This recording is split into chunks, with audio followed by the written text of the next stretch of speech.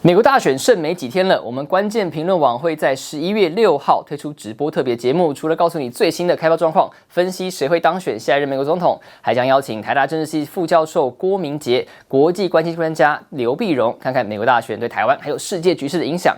直播会从11月6号星期三上午7点半开始，早中晚不间断。2024美国大选开票看关键，记得订阅频道，准时上线收看。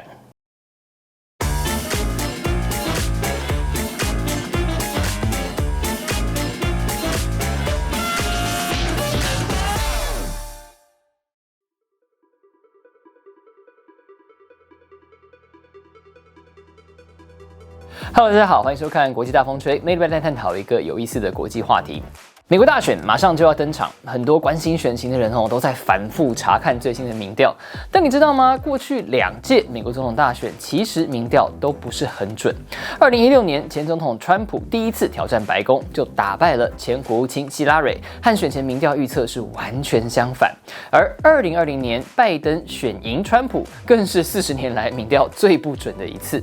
那么今年这届大选，我们还能相信民调吗？这期就来看看最近几年的美国选举民调出了什么问题，业者学到了什么教训。那这一回我们又该怎么看待民调结果呢？喜欢我们的国际新闻报道，记得订阅频道哦。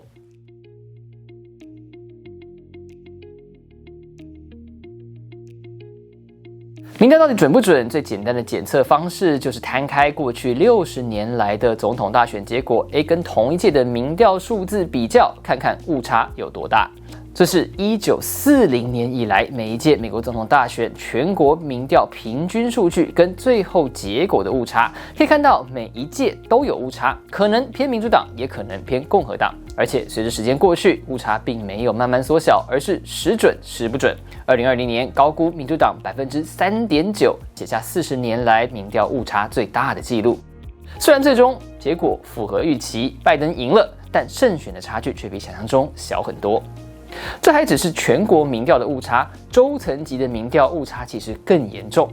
据统计，从2000年以来，在选情比较激烈的州，民调平均误差达到3.1%。麻烦的是，由于美国是世界上唯一使用选举人团制度的国家，候选人在各州的支持率比在全国的支持率更重要。很多时候，胜负就在2%到3%之间，所以3.1%的误差可不小。例如2016年，前国务卿希拉蕊选前民调领先川普，被看好成为美国史上第一位女总统。但是在威斯康星、宾州、密西根这3个选情紧绷的摇摆州，民调却通通失准。最终，川普在这3州全胜，而且成功入主白宫。妙的是，这些不够精准的民调都出现在总统大选过去2届期中选举，也就是2018、2022年，在总统4年任期的中间所举行的国会和地方选举，民调却又相对准确，几乎没有偏向任何一党。那到底为什么准，又为什么不准？的确让业者伤透脑筋。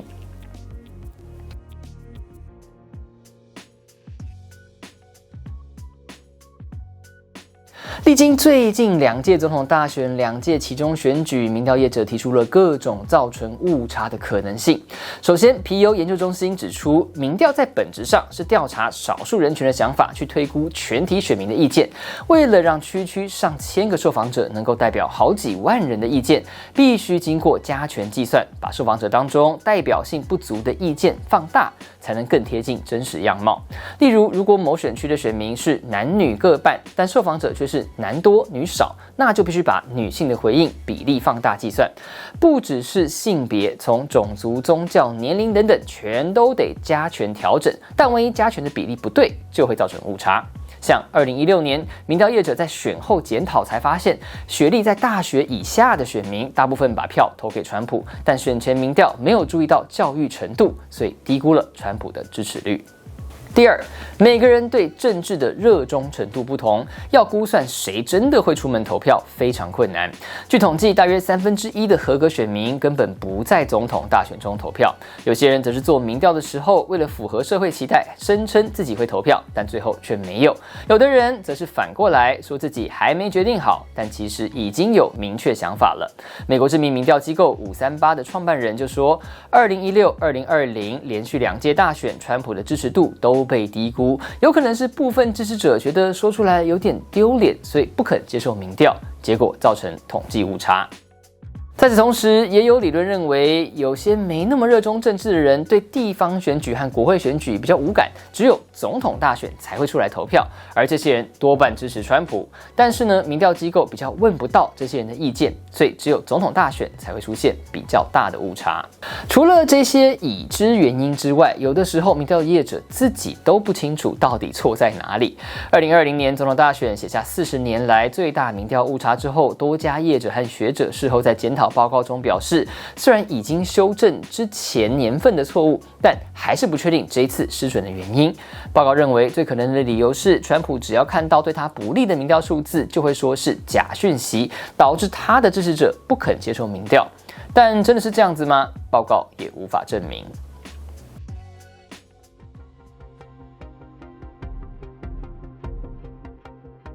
那说了这么多，今年2024大选民调数字满天飞，我们又该如何看待呢？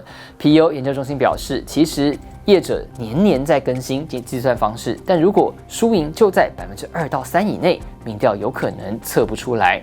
我们常看到访问1000人左右的选前民调，公开误差范围是正负3%，但这只是抽样误差，也就是受访者跟所有选民之间的结构差异。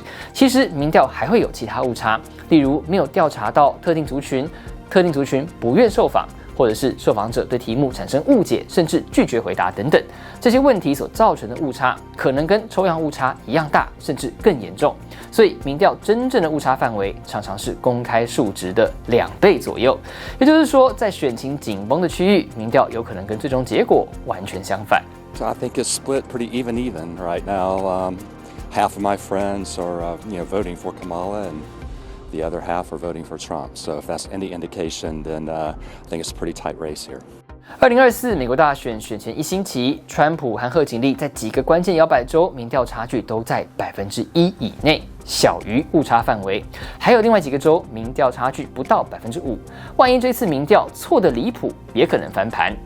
面对民调测不准的现象，宾州学者无奈地说，或许只要川普出现在选票上，民调就容易失准。但也可能是民调业者为了修正过去几年来的错误，又矫枉过正了。他真的不知道是哪一个。只能说呢，民调可以凸显趋势变化，但要精准判断输赢，鹿死谁手还很难说。各位大风吹，我们下回见。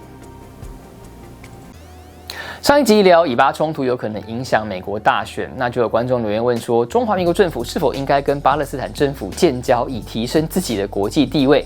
虽然巴勒斯坦跟中国关系亲近，但伸出外交的手可能不是坏事吧？我想你应该是觉得，世界上承认台湾是主权国家的国家，能够多一个都是好事。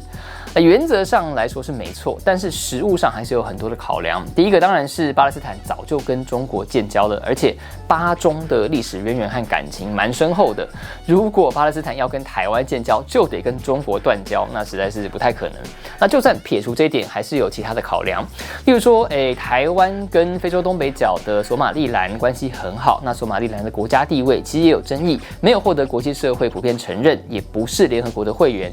但台索要建交吗？其实也没有，主要是索马利兰本来是索马利亚的一部分，那后来是经过内战之后脱离出来，自行宣布独立建国。其实，在非洲以至于欧洲，很多国家都有某一些族群想争取高度自治甚至独立建国的争议。那如果台索建交等于认可甚至是鼓励这样的分离主义，会伤害台湾跟那些国内有人想要闹独立的国家的关系。那再来，索马利兰本身的利益考量，应该也希望同时跟台湾和中国发展关系，所以跟台湾保持友达以上建交未满是最实际的状态。台湾发展这样的实质往来关系，会比一定要跟对方建交更务实一些。好，如果你对今天影片有任何想法，想听看我们的意见，请用他们跟你说这个 hashtag 来留言，我们就会挑一则来回应哦。那影片最后呢，要感谢所有付费支持我们的频道会员，尤其是每一位干爹干妈等级的会员，每个月1杯咖啡的钱就能加入会员，赞助我们做出好内容，还有会员专属影片可以看，大家不妨考虑一下。如果你觉得这支影片还不错，也请按赞影片、订阅频道、开启小铃铛，就有所通知，就不会错过我们的最新影片喽。